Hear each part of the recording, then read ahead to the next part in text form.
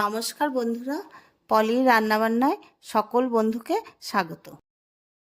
আজ শেয়ার করছি অতি সাধারণ কিন্তু খেতে হয় অসাধারণ সাবেকি একটি রান্না, কলমি শাকের ঝোল।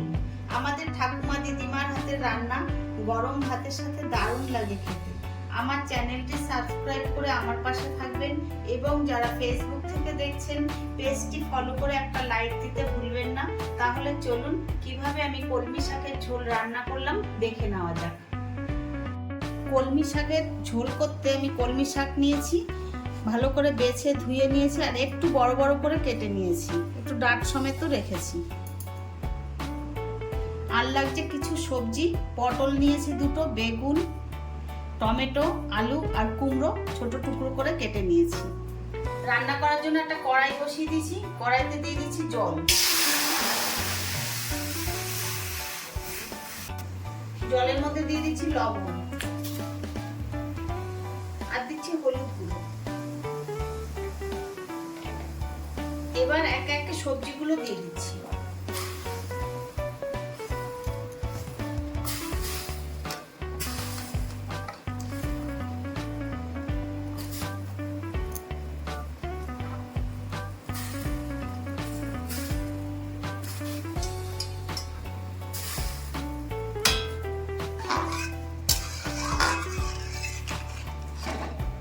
সবজিটা সেদ্ধ হওয়ার জন্য আমি 10 মিনিটের জন্য ঢেকে রাখবো। ঢাকনাটা খুলে নিচ্ছি। এবার কলমি শাকগুলো দিয়ে দিচ্ছি।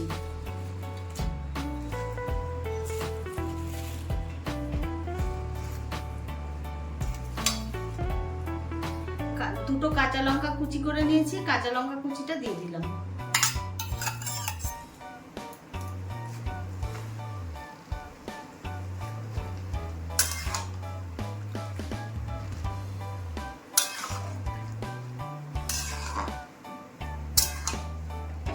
আবার গ্যাস কমিয়ে 5 মিনিটের জন্য ঢাকা দিয়ে রাখছি।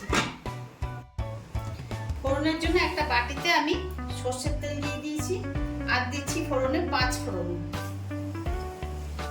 দিচ্ছি দুটো শুকনো লঙ্কা। এই রান্নাটায় একটু পেঁয়াজ আর রসুন না দিলে ভালো লাগে না।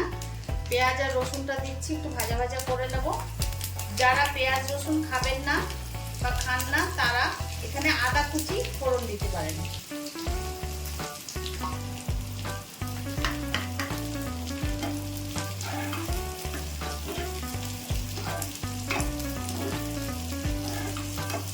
রান্নাটা বহু পুরনো, আমার ঠাকুমা দিদিমার হাতে আমরা খেয়েছি। এই রান্নাটা খেতে কিন্তু অসাধারণ হয়, গরম ভাতের সাথে খুবই ভালো লাগে।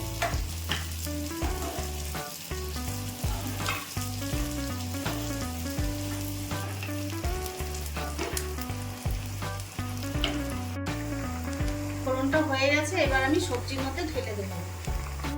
এবার ফোড়নটা দিয়ে দিচ্ছি।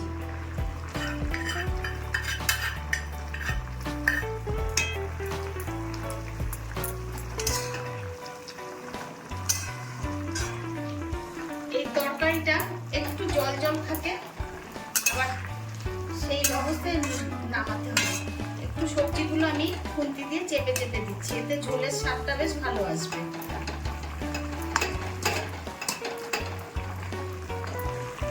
স্বাদ অনুযায়ী একটু মিষ্টি দিয়ে দিলাম।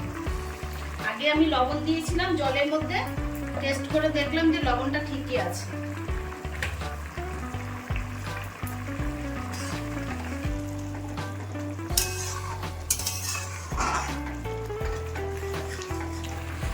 রান্নাটা হয়ে গেছে, এবার গ্যাস বন্ধ করে দেব।